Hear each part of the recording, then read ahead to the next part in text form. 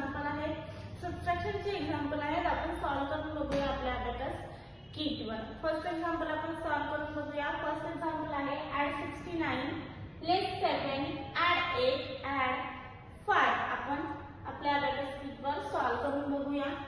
Add 60 add 9 add केले. आता आपल्याला लेस 7 करायचे आहे. तर लेस 7 कसे करायचे, तर 5 6 7 लेस 7 झाले.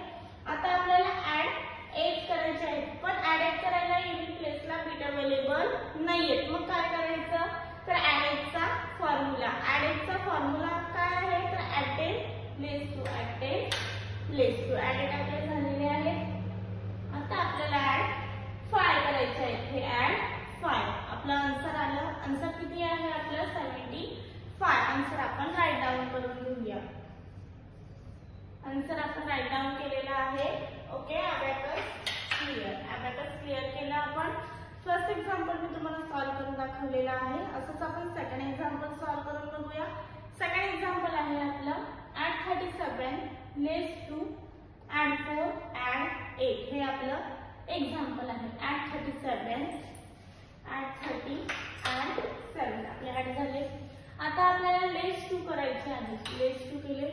ओके, आता आपल्याला ऍड 4 करायचे आहे. ऍड 4 करायला पण बीट अवेलेबल आहेत. आपण ऍड 4 केले. आता आपल्याला ऍड 8 करायचे आहे, पण ऍड 8 करायला बीट अवेलेबल नाही. म्हणून ऍड 8 चा आपण फॉर्म्युला यूज करणार. कुठला, तर बिग फ्रेंड फॉर्म्युला. काय फॉर्म्युला आहे, ऍड 10 लेस 2. आपण ऍड केले. ऍड 8 आन्सर आलं.